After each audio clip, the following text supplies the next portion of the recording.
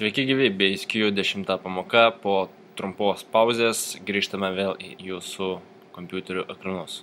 Buvau šiek tiek išvykęs, todėl mūsų projektas šiek tiek sustojo, bet tai nebėda, nes judėsime toliau. Ir šiandieną noriu tiesiog dar biškį pratęsti mūsų masyvus. Mes mokėmės paprastą masyvą, šiandien norėčiau išmokyti dvimatį masyvą. Kitaip galime pavadinti matricą. Hacks that fog, move that fog, exploit a hole in the firefox. Hacking is about bringing in. Tvarkoje, kaip visada pasikūriau programėlę, pamoka 10 ir galime pasirašyti masyvą, kurį mes išmokome. Pavadinkime, tarkim, skaičiai. Beros taip ir prieš tai buvo, nesvarbu. Taigi, array, nuo 1 iki 3 paimkime. Gerai, mūsų masyvas, kurį mes išmokome, atrodytų būtent šitaip, kaip aš dabar parašiau. Tačiau, kas yra matrica? O matrica yra, gerai, pabandysiu jums paaiškinti. Tarkime, mes turime 3 skaitmenis, nuo 1 iki 3, tai būtų 1, 2, 3, ar ne? Matrica tiem 3 skaičiam suteikia dar skaičių papildomai. Tarkime, vienetas tampa eilutė, o po vieneto, kas ten eis kiti, tarkim, stulpelis.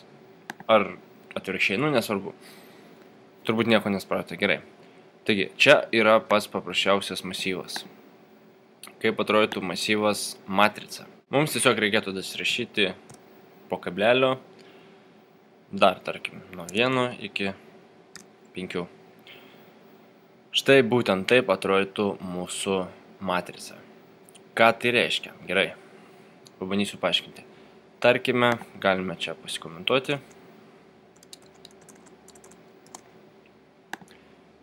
Mes turime skaičius nuo 1 iki 3, ar ne? Jie būtų, tarkim, taip. 1, 2, 3. Kiekvienas iš jų, tarkim, 1, 2 ir 3 turi dar nuo 1 iki 5 skaičius.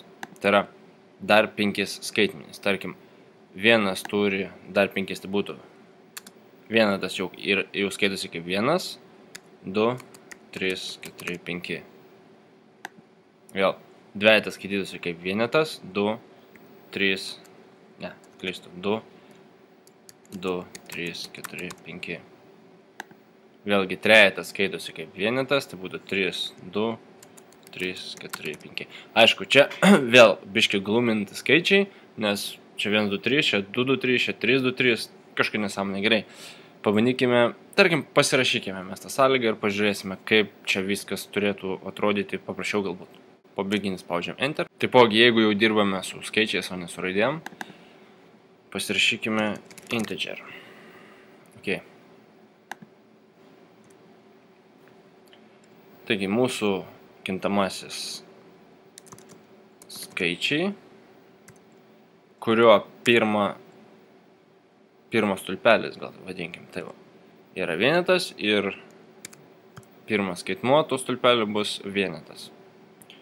Ir jam priskirime skaičių 4. Gerai, pirmiausiai tai padarysime taip, susiskirstysime čia bent kokius skaičius ir tada pabandysime įvesti juos į mūsų sąlygą, kad suprasite, man atrodo, taip daug paprasčiau. Gerai. Tarkime. Gerai. 1, 3, 6, 2, 1,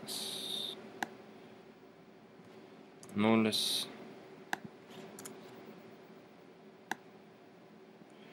4, 1, 4 ir 9, tarkim. Ir čia būtų, tarkim,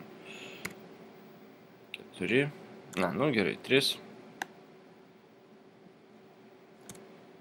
9, 7, 4 ir... tų ketvirtą per daug. Ketvirtą pakeiskime į kokią mes dar neturim, 8. Tarkime, mes norime, kad mūsų programa gautų va tokius atsakymus.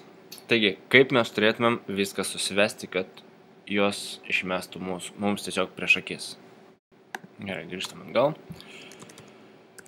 Skaičiai 1 ir antras skaitmuo bus trejetas. O čia tarp kitko bus ne 4, o 1, nes mes dabar pildome būtent va šitą va eilutę. Na, bandome ją padaryti. Gerai, aš čia nuskopijuosiu, kad man rašyti daug nereiktų. Aš greitai surašau.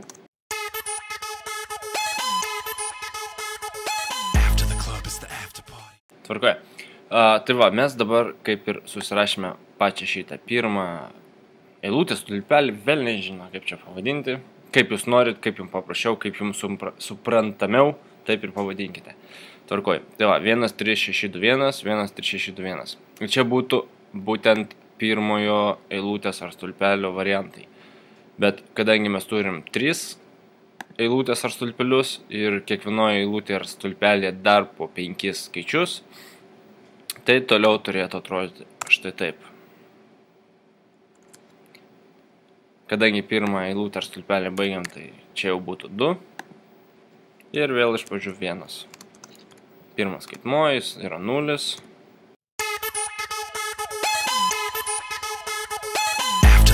The after party, after the party's the hotel lobby, and after that, you know it's Dom and Chris, and after that I say excuse me miss.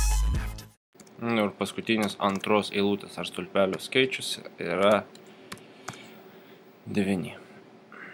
Tai va, mūsų, kaip sakant, matrica būtent taip ir einasi, kad tarkime, pirmo stulpelio visi 5 skaičiai turi būti nustatyti kažkokie, tai antras stulpelio visi skaičiai turi būti kažkokie nustatyti. Na ir trečias stulpelis atrodytų lygiai taip pat, kaip ir iki dabar visus rašėme, tai būtų taip. After the club is the after party, after the party's the hotel lobby, and after that, you know it's Dom and Chris, and after that I say excuse me miss, and after that we going back to the room. Štai, visas mūsų kodas, kaip sakant, pagal idėją turi atrodyti štai taip. Kiekvienam iš mūsų turinčių skaitmenų skaičių priskirtas kažkoks tai ženklas. Ar tai būtų raidė, ar tai būtų skaičius, kaip mes dabar darėme, ar tai būtų... Nesvarbu, kas tai bebūtų, bet... Tai vat būtent tas masyvas, matrica, yra dvimatis. Nes paprastas masyvas tiesiog neturi po kablelio kažkokių skaičių ir jis yra tiesiog nuo 1 iki 3. Gerai, tarkim, jeigu va tai va būtų, mūsų masyvas atrodytų, aš jums pakomentuosiu dar.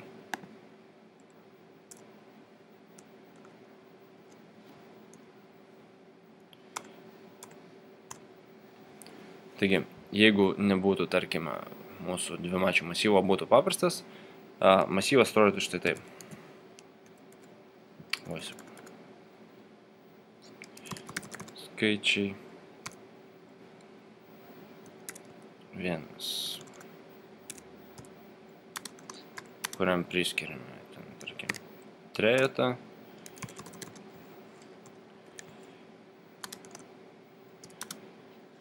penketą